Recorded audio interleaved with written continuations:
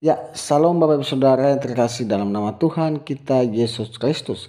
Kembali lagi di Studio Kristen Channel. Ya, pada kesempatan ini kita akan menyaksikan kesaksian Murtadin yang sangat luar biasa, di mana dia bertemu dengan Tuhan Yesus. Ya, mari kita dengar bagaimana kesaksiannya dan semoga kesaksian ini memberkati kita dan menginspirasi kita. Selamat menyaksikan. Tuhan Yesus memberkati.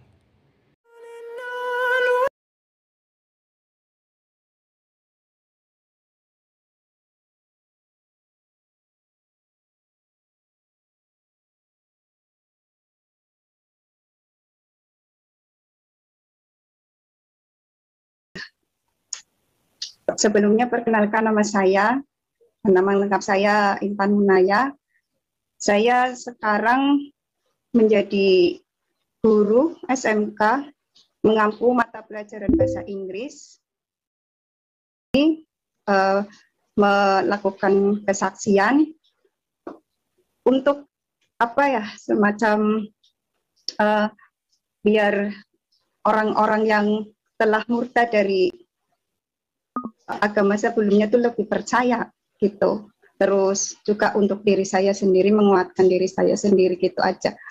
Saya enggak, tapi ada beberapa yang mungkin nggak akan saya ungkapkan lebih jauh, hanya beberapa saja yang, karena nanti kalau mengungkap lebih jauh mungkin bisa menimbulkan permasalahan-permasalahan yang mungkin akan menyudutkan saya ya, karena beberapa juga sudah ada beberapa tekanan ya, itu setelah saya menjadi murtad itu.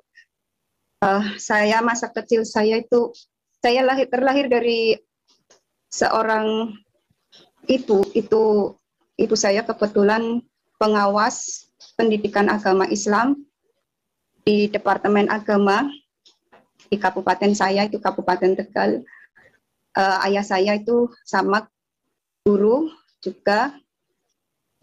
Itulah yang mungkin membuat orang-orang menghujat saya, karena kenapa putrinya seorang pengawas pendidikan agama Islam bisa murtad, apa nah, kasihan sama almarhum ibunya gitu. Rata-rata seperti itu kalau ketemu saya di jalan.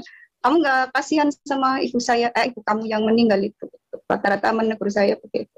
Terus ada lagi yang mengatakan kamu tersesat, itu terang-terang itu ada. Terus ada yang mengatakan saya itu katanya macam-macam begitu kan. Dan saya semua tanggap itu ya dengan tersenyum gitu. Karena memang saya yang tahu. Jadi kalau saya orangnya dari dulu selalu melihat hal itu, mempelajari sesuatu itu ya dilihat dari kacamata sejarah gitu kan. Terus saya orangnya itu nggak mau terima gitu saja apa yang didoktrin apa itu saya gitu. Jadi dari kecil sebenarnya orang tua saya harusnya sudah melihat apa watak saya itu, misalnya contohnya ibu saya beliin somai gitu, terus tukang somainya bilang somainya habis gitu kan. Saya nggak percaya kalau belum melihat pancinya gitu, apa habis apa enggak itu. Dari situ harusnya sudah terlihat bahwa saya itu nggak mudah mempercayai sesuatu meskipun itu juga telah didoktrin dari kecil gitu. Hal yang masih saya ingat itu, dulu saya itu ada gini pemirsa, perasaan benci sama ibu saya itu karena suka mukuli saya itu. Jadi apa-apa tuh pukul, nggak tanya dulu gitu atau gimana, itu nggak ada lembutnya sama sekali itu.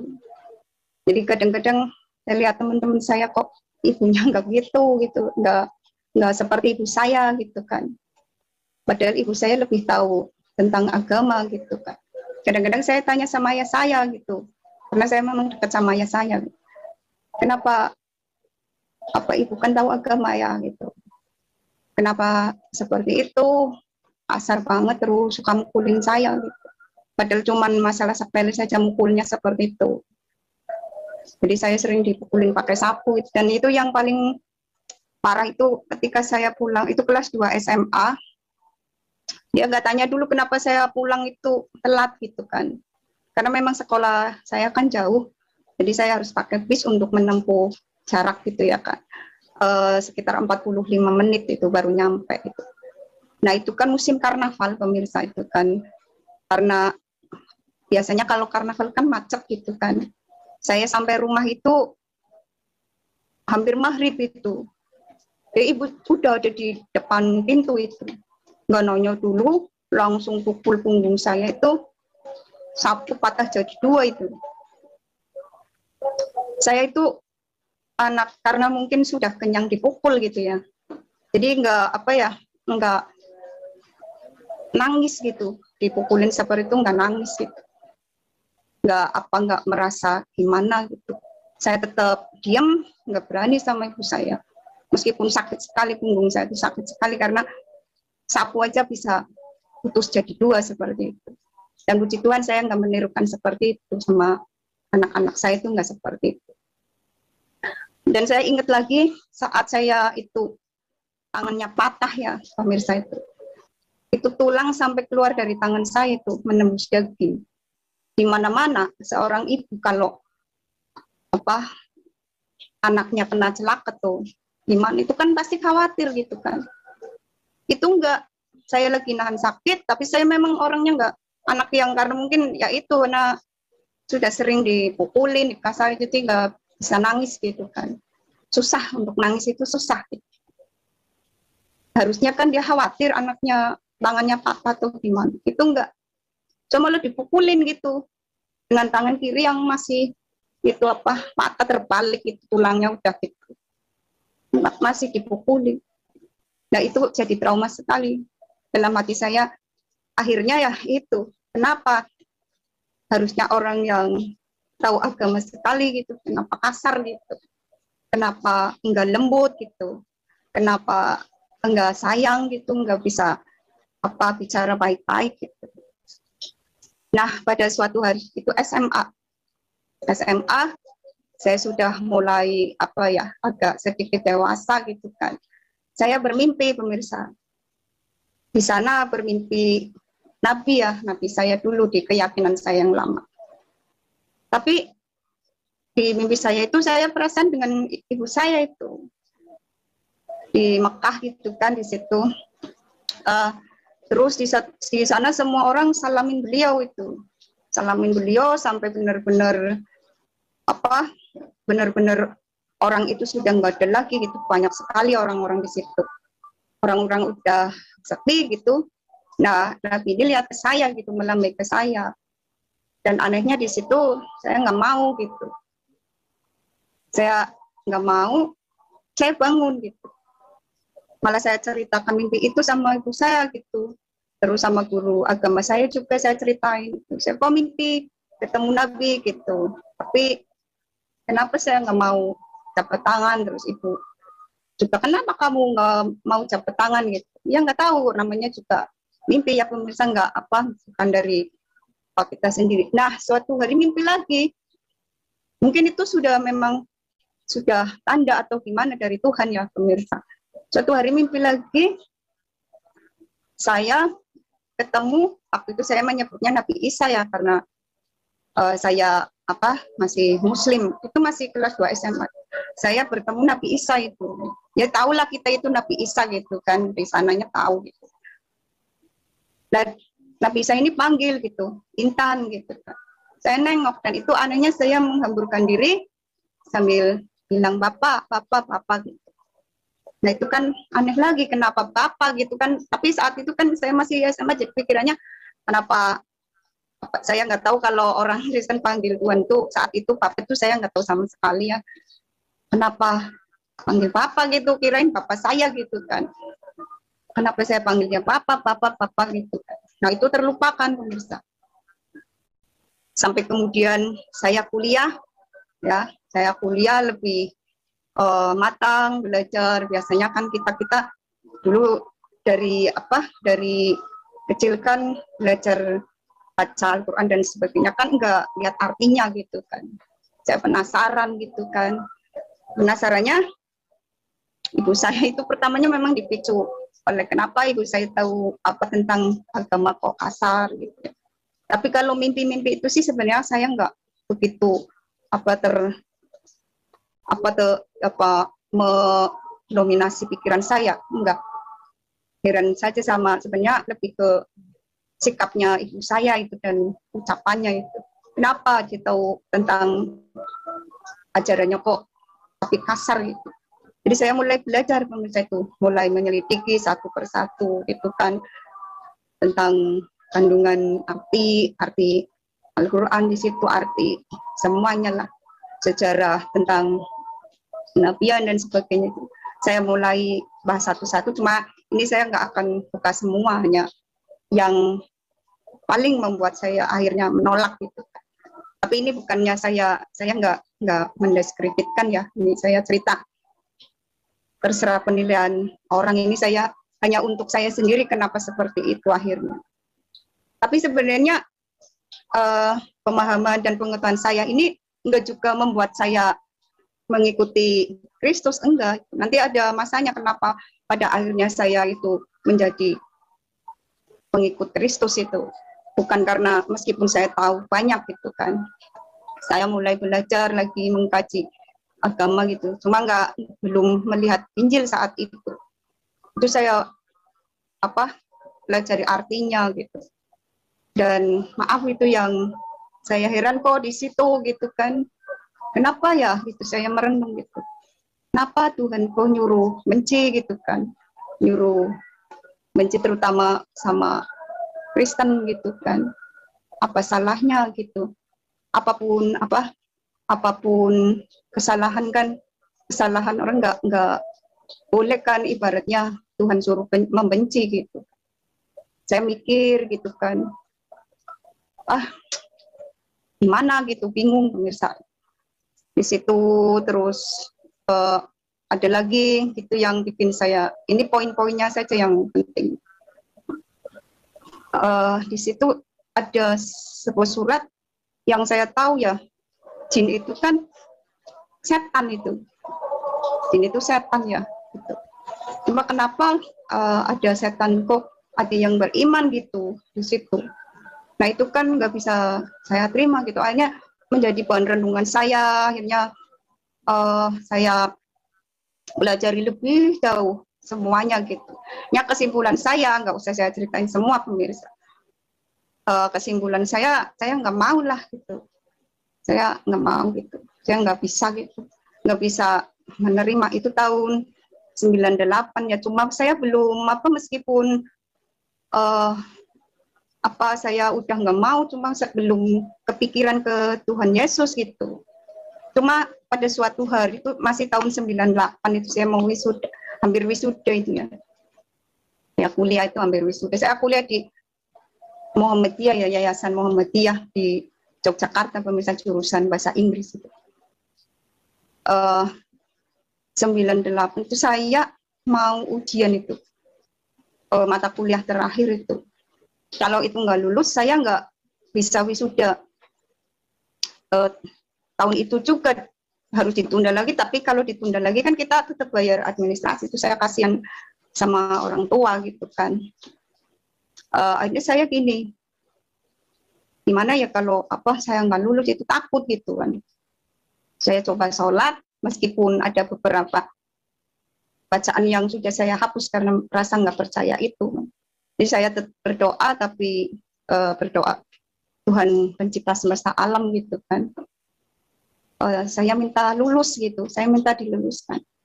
Ini pengalaman luar biasa pemirsa yang memang nggak masuk akal, tapi ini benar-benar terjadi dalam hidup saya. Itu apa yang saya bersaksi ini memang itulah saya gitu. Saya nggak mencoba mengada-ngada.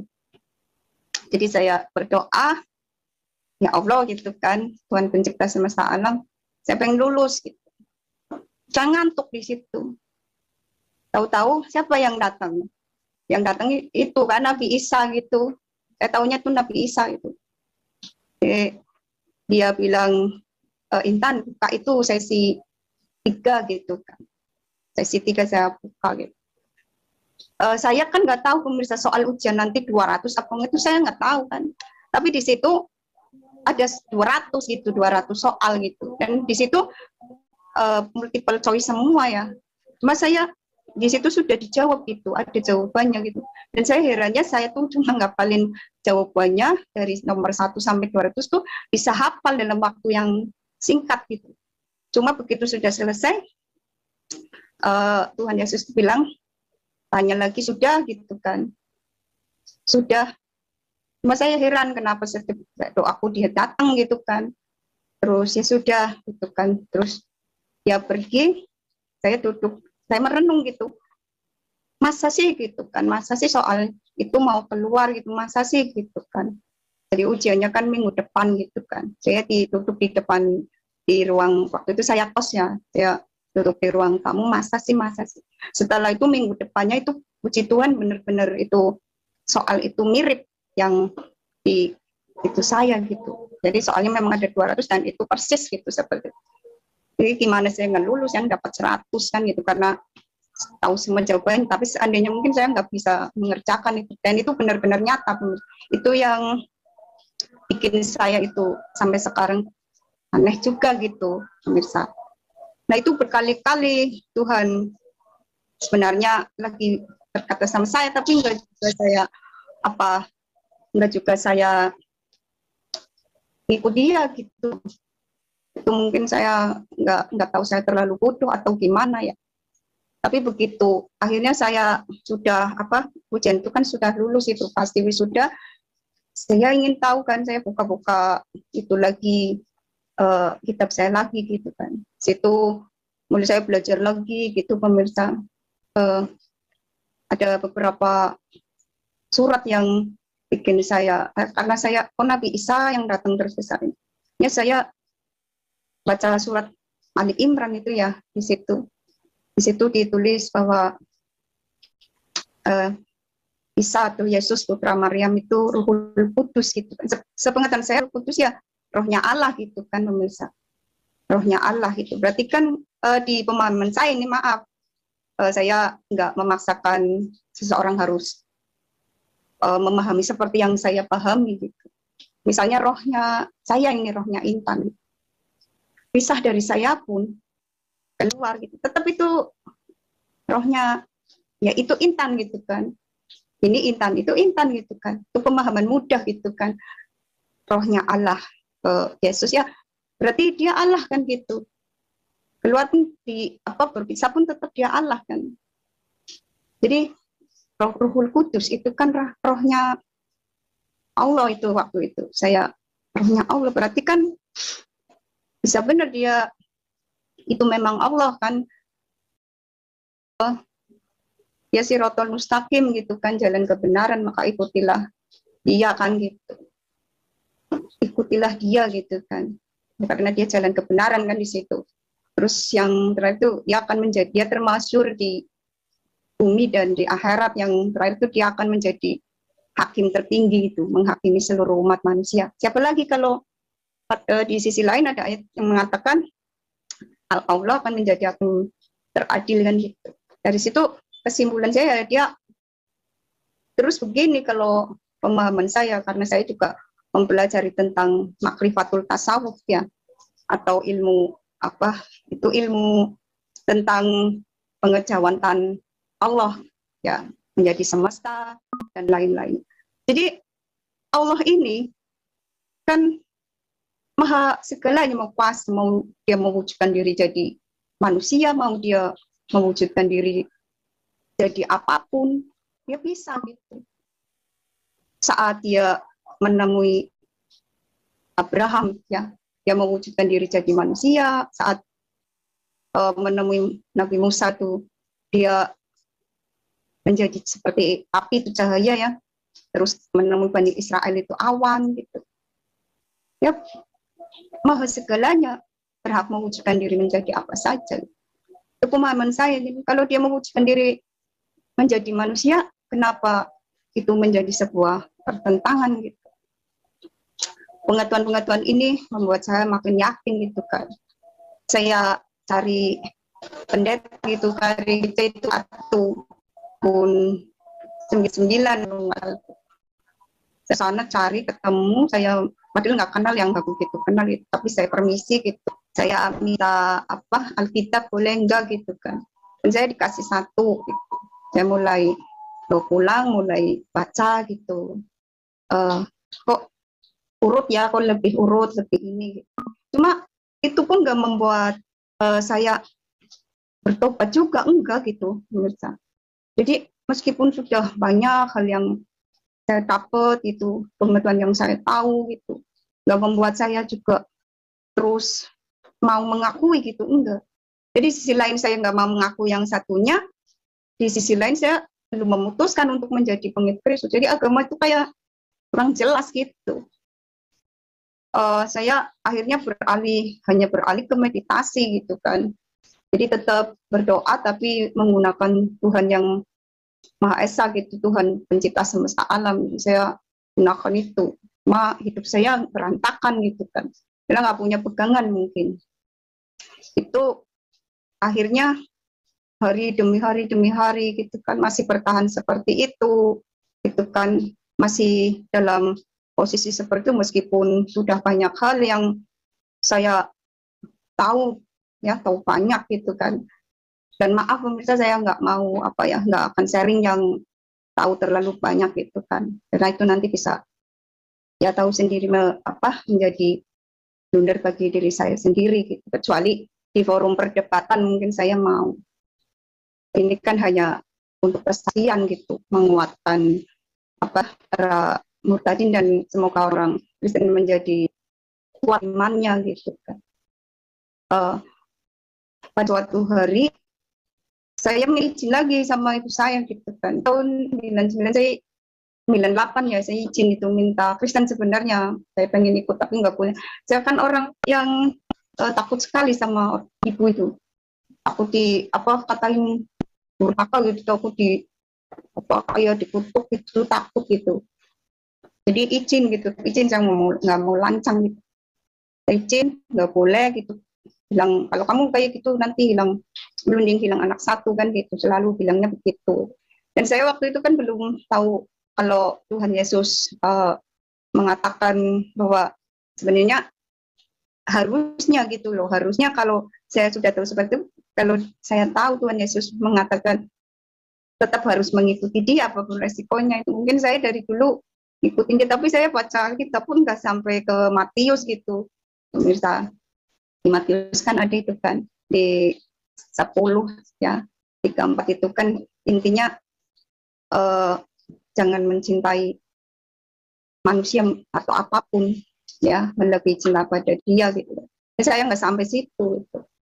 Jadi baca Alkitab pun di perjanjian lama saja itu ya. Saya baca-baca suka cerita tentang Nabi Musa saja itu, sama Yohanes Pembaptis itu kan. Saya suka itu baru nyampe situ terus sudah Alkitab itu jarang saya buka laginya begitu saya waktu itu ibu saya sakit, saya hidupnya hancur habis-habisan gitu kan, pemirsa. Saya pergi dari suami saya waktu itu, sekarang udah mantan ya, pergi gitu. Gimana sih hidup saya, kenapa selalu merawut gitu ya. Memang mungkin saat itu ya dosa saya terlalu banyak atau gimana, itu saya sakit. Pada saat ibu saya sakit itu, besoknya mau meninggal ya, beliau panggil saya gitu, Intan gitu. Dia pakai bahasa Indonesia gitu pemirsa. Nggak pernah dalam umur hidupnya tuh nggak pernah ibu tuh panggil saya tuh sayang gitu. Tapi itu panggil sayang gitu, sayang sini. Saya kan nggak begitu dekat sama ibu saya karena memang dari dulu juga jauh saya hanya dekat sama ayah gitu. Tapi saya dekat juga gitu. Cuma saya tetap nggak berani pemirsa. Saya deketin ibu saya, terus ibu saya menangis gitu kan. Ibu pengen dipeluk gitu kan, pengen dicium, saya peluk nanti. Terus dia nangis, dia bilang, ibu minta maaf sudah banyak. Terus saya bilang, saya yang minta maaf ibu, banyak salah, banyak bikin masalah gitu kan. Terus ibu bilang, mengungkit itu, mungkin ya izin saya. Intan, kamu itu yang benar gitu. Terus saya kaget di situ pemirsa. Kamu udah kuat gitu, maksudnya mungkin kuat ngadepin nanti yang resiko kalau apa saya dihujat-hujat atau dicaci maki.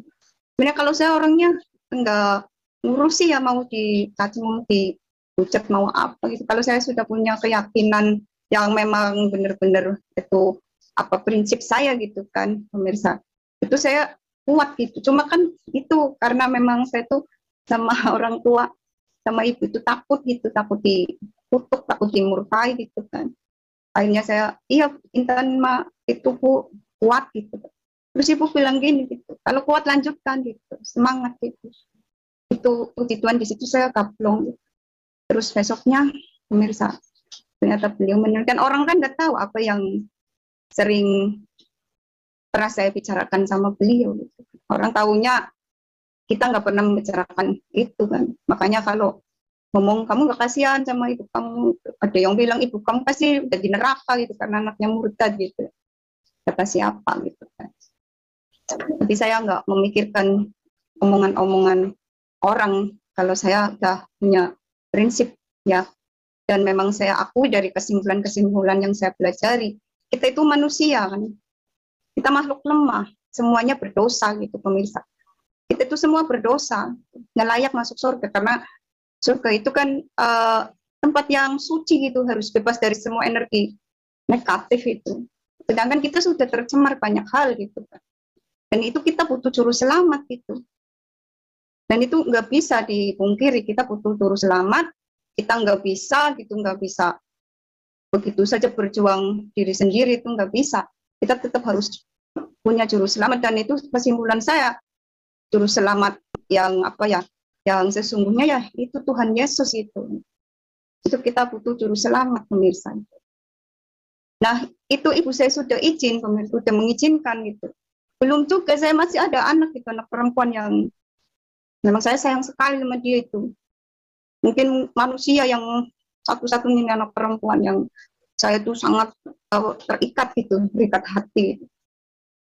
Ternyata Tuhan berkehendak lain, anak saya dibawa oleh mantan saya itu, dan saya sampai sekarang belum bertemu. Saya itu waktu mau menemui dia dan gak berhasil gitu, dihalang-halang seperti orang gila, hujan-hujanan, orang stres gitu. Nggak pernah saya itu nangis-nangis seperti itu bisa nangis saya di jalan-jalan kayak orang gila.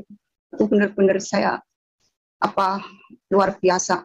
Di situ mungkin puncaknya hancur gitu kan, puncaknya hancur semua itu.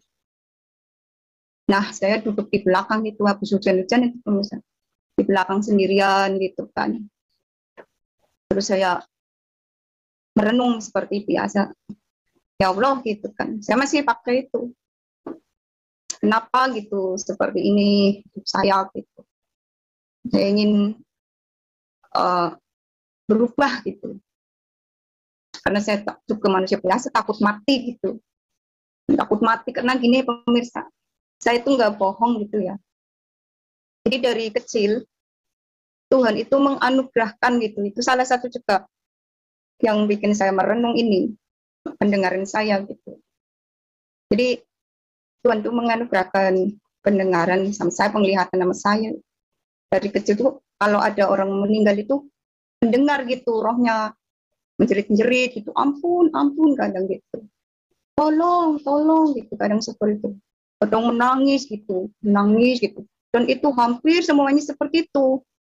Saya bingung gitu, kenapa itu meninggal kayak gitu rohnya gitu, masuk ya keluarga saya gitu pemirsa, itu enggak saya tutup-tutupin ya gitu, rohnya begitu, padahal orangnya diem gitu, misalnya lagi sakit diem, tapi aku bisa denger gitu ya, rohnya ampun-ampunan di sana gitu, ampuni aku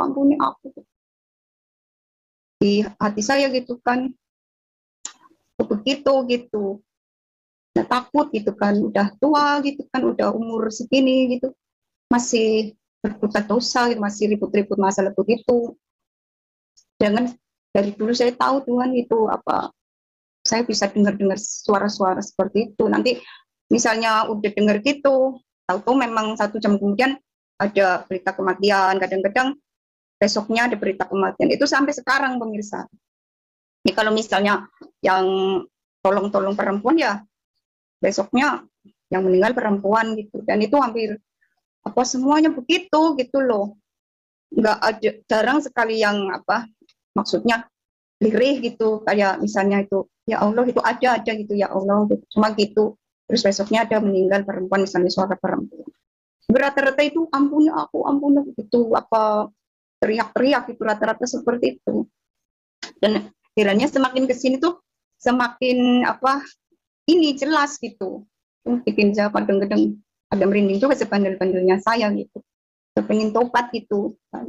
Saat itu udah, itu kita balik lagi, singkat cerita anak saya di bawah, saya seperti orang depresi gitu kan, orang gila di belakang tuh menangis gitu, teriak-teriak, kenapa ya kayak gini gitu, hidup saya gitu nggak pernah enak dari kecil. Oh, saya sampai hujat Tuhan itu, dari kecil saya udah dipukulin gitu kan. Oh, nggak pernah apa kayak ibunya, ibu saya itu nggak pernah kayak ibunya teman-teman saya gitu kan. Saya kurang kasih sayang gitu, saya jadi anak yang cenderung akhirnya susah bergaul karena mungkin hasil bentakan, hasil pukulan, hasil gebukan, jadi menjadikan apa saya itu kurang bisa gitu pemirsa, kurang bisa, jadi kaku gini, kaku mau memulai sesuatu percakapan itu kaku itu. Saya tertolong setelah saya jadi guru itu agak bisa berkomunikasi dengan bagus, bisa bersosialisasi itu aja. Sampai sekarang itu sulit untuk berbaur akrab dengan yang perempuan, ya kalau jenis kelamin perempuan itu saya masih agak sulit gitu, harus butuh waktu. Jadi saya, karena saya dekatnya sama ayah, itu kenapa Tuhan saya dari kecil itu udah sengsara gitu, kok nggak pernah seneng gitu, punya suami seperti itu, galak sama-sama, jahat gitu, jahat banget sama saya gitu. Saya kan cuma minta anak itu untuk hiburan saya gitu, aku diminta juga gitu, supaya saya lagi gitu. Tuh, tahu nggak tahu itu ya pemirsa, ada sinar yang bikin saya merasa damai gitu, cuk, Tuhan Yesus itu. Tapi saya udah tahu itu Yesus gitu, nggak panggil Isa lagi. Tuhan bilang gini, ya waktu itu diam gitu, mau nangis gitu kan pemirsa. Terus Tuhan bilang, Intan, itu yang saya merasa seperti berharga gitu. Tuhan aja bilang, Intan, aku menyayangimu, jangan menangis gitu. Terus saya kayak dihargai banget. Ternyata saya ada gunanya, masih ada gunanya gitu. Mungkin yang menghujat saya itu kan karena nggak tahu sebenarnya yang terjadi itu gimana. Aku menyayangimu, jangan menangis gitu. Terus baru kalimat-kalimat yang lain, antara lain itu jangan terlalu mencintai manusia atau dunia gitu di atas cinta sama aku gitu kan. Karena itulah yang akan membuat semua menderita, ikatan-ikatan seperti itu kan membuat derita, akan membuat kesulitan untuk meninggalkan puasa raga gitu. Karena puasa daging atau raga itulah yang membuat manusia itu penuh derita gitu. Terus terakhir itu bilang, jangan lihat gereja atau lihat orang-orangnya ya suatu saat gitu. Karena kalau lihat gereja, kalau lihat orang-orang, pasti kecewa. Tetap kecewa, manusia itu punya banyak kekurangan gitu. Lihatlah aku, Intan.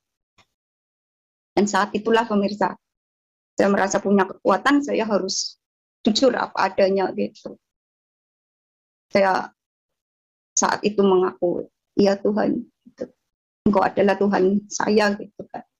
Saya mencintai kamu, saya juga menyayangi kamu gitu selama-lamanya sampai mati. Gitu, terus ya sudah itu, terus Tuhan berlalu ya dari saya. Setelah itu saya lega gitu. Tapi dari sekian itu pemirsa, ada juga kata-kata saat itu kan saya merasa benci gitu kan sama orang-orang yang nyakitin saya gitu. Terus Tuhan ngomong maafin itu, maafin. orang-orang yang sudah menghina kamu, yang sudah menyakiti kamu, yang sudah menghancurkan. Tapi saya saat itu ngomong, pemirsa, Tuhan, saya manusia biasa, mana mungkin sudah sejahat itu saya bisa maafin. Tapi nggak tahu kenapa Tuhan bilang nanti bisa gitu. Dan itu ajaib, pemirsa. Dalam waktu cuma esok harinya gitu. Rasa benci dendam saya itu benar-benar nggak tahu kemana gitu. Saya doain semoga yang nyakitin saya, yang hina saya, yang menghancurkan hidup saya, itu dimaafkan Tuhan, terus bahagia hidupnya gitu. Itu akhirnya saya seperti itu. Dan kemudian saya berani datang ke gereja lagi, tapi sebelumnya saya pernah datang ke gereja itu, saat itu saya masih hidup ya, belum bisa untuk tanya-tanya. Tapi berikutnya ini saya datang ke gereja memang ingin beribadah gitu, tanya tentang ibadah. Dan kebetulan saat itu mulai ibadah hari pertama, hari Minggu itu setelah ini masa pandemi gitu, cuma masih jaga jarak gitu, pemirsa. Dan saya mulai beribadah di situ beberapa kali di gereja GPPS gitu kan, Margasari di Tegal gitu, di daerah saya. Terus beberapa bulan ini saya memang minta cepat-cepat dibaptis, karena kalau saya kan akarnya kuat gitu, pemirsa. Ya, misalnya kata orang bahwa saya dituduh saya masuk Kristen hanya karena rasa kecewa, enggak gitu. Permasalahannya enggak itu gitu. Nah, memang akarnya kuat, saya tahu benar gitu kan siapa Tuhan Yesus. Dia juga datang sendiri ke saya berkali-kali lewat mimpi dan lewat langsung gitu kan. Jadi mana mungkin gitu saya bisa kembali ke agama saya yang dulu gitu. Kalau misalnya gitu pada isengan gitu kan, setelah itu banyak telepon masuk gitu, pemirsa, isengan gitu. Seolah ingin menarik saya lagi itu pindah ke keyakinan yang dulu, itu percuma gitu. Jadi misalnya dia berusaha sekuat apapun ingin mengembalikan saya lagi gitu, itu nggak mungkin gitu. Karena satu itu yang nggak bisa ditembus gitu kan, nggak bisa dilanggar gitu, pemirsa. Karena Tuhan udah datang langsung ke saya. Terserah orang mau itu halusinasi gitu, mau ngomong itu ilusi, terserah, yang merasakan itu saya gitu kan. Terserah mau nyebut saya tersesat, stres dan sebagainya, itu terserah, yang merasakan saya. Jadi kalau masalah spiritual itu kan seharusnya memang itu kan hak privasi atau pribadi ya gitu kan. Saya saja nggak ikut campur gitu kan, misalnya privasinya orang gitu, agamanya orang gitu, mau ikut campur gitu loh. Terus kenapa gitu semua langsung komentar gitu begitu. Ya mungkin manusiawi, karena gini kata beberapa teman, karena saya mungkin putrinya pengawas departemen agama ya, pemirsa, itu yang bikin kaget. Cuma gini, ada yang bilang gini, oh mungkin yang nemuin kamu tuh setan gitu, bukan Yesus gitu, mungkin yang nemuin itu. Pemirsa, saya itu kan ahli meditasi ya, saya suka meditasi. Itu kan setelah saya nggak begitu nggak begitu respect gitu sama ajaran saya yang lama, itu kan akhirnya saya alihkan ke meditasi gitu, pemirsa. Hanya dari situ saya kan tahu tentang dunia itulah, pemirsa, dunia jin, dunia iblis, setan gitu, Lucifer gitu kan. Ini benar, pemirsa, bukan halu gitu. Di awalnya saat meditasi awal-awal ya, yang datang jin-jin kelas jin-jin kelas ini ya, sudra, kayak ya saya nggak sebutkan itulah gitu, punya jin-jin segini. Kayak kadang kalau orang ada yang membeda-bedakan bedanya jin, bedanya iblis, bedanya setan, itu saya heran gitu. Maksudnya ya sebenarnya itu satu kelompok ya itu. Jadi nggak ada itu namanya sebenarnya jin beriman atau bertakwa, itu nggak ada, pemirsa. Sebenarnya itu pemikiran harus dirombak gitu, nggak ada itu, mereka itu semuanya bangsa penyesat. Orang saya mungkin bisa saja justru mengaku-ngaku gitu. Jadi si iblis Lucifer yang datang ke saya itu setelah yang kecil-kecil ini udah nggak bisa datang ke saya kan, akhirnya yang pembesar-pembesarnya itu kan si Lucifer, si Leviathan, si Behomet ini kan, penguasa lautan, penguasa darat itu. Mbak semuanya memang nggak mempan gitu. Jadi begini, pemirsa, si Lucifer salah satu yang diucapkan sama saya, dia pernah bilang saat saya belum ini loh, belum itu tahun berapa itu, tapi sudah nggak mau akuin yang sudah nggak respect itu di ajaran yang lama itu. Jadi dia pernah bilang dia benci sekali sama Yesus Kristus gitu. Itu juga jadi pikiran saya di benak saya itu. Kalau iblis sampai benci dengan sekarang, berarti orang ini benar gitu, di jalan yang benar gitu. Di hati saya saat itu. Setelah saya itu kan, jadi saya malah jadi ikutan. Dan dia datang lagi gitu kan, marah gitu, marah besar itu. Tapi sekarang puji Tuhan jarang ya, terakhir saja itu malam tahun bermarah gitu misal. Itu sebenarnya nggak suka gitu kan. Jadi paling dibenci memang dari kata-kata si Lucifer, si Behomet, si Leviathan ini. Yang sangat dibenci itu ya umat Kristen gitu kan. Karena pengikut Kristus, jadi benci sekali sama Yesus Kristus. Pernah ngomong seperti itu sama saya itu dulu di saat saya intens gitu ya di meditasi. Kalau dulu kan meditasi saya lebih fokuskan ke Tuhan pencipta semesta alam. Kalau sekarang kan lebih ke berdoa, saya itu cuma berdoa ya, kadang-kadang saya meditasi tapi langsung ke Tuhan Yesus gitu kan. Nah terus Tuhan Yesus itu nggak bisa gitu, mungkin satu-satunya nggak bisa ditirukan oleh bangsa mereka gitu. Nah kalau manusia biasa kan, Wow, kesaksian yang sangat luar biasa ya. Dia memiliki keinginan untuk menjadi pramugari dan dia berdoa sama Tuhan ya, dan akhirnya Tuhan mengabulkannya. Ya, kesaksian seorang murid tadi ini menginspirasi kita bagaimana seharusnya kita yang percaya kepada Yesus memberitakan jalan keselamatan itu ya kepada orang-orang yang ada di sekeliling kita. Maka dari itu Bapak Ibu Saudara, mari kita mengambil bagian dalam pemberitaan Injil. Mari kita menjadi saksi ya.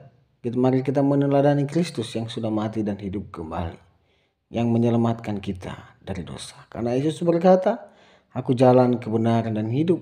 Tidak ada jalan melalui Bapa kalau tidak melalui aku." Maka dari itu ya, marilah kita bersandar dan beriman teguh kepada Tuhan Yesus. Itu saja yang bisa saya sampaikan. Selamat bertemu kembali di video-video berikutnya. Tuhan Yesus memberkati. Jangan lupa subscribe, komen, dan share video ini. Bye-bye.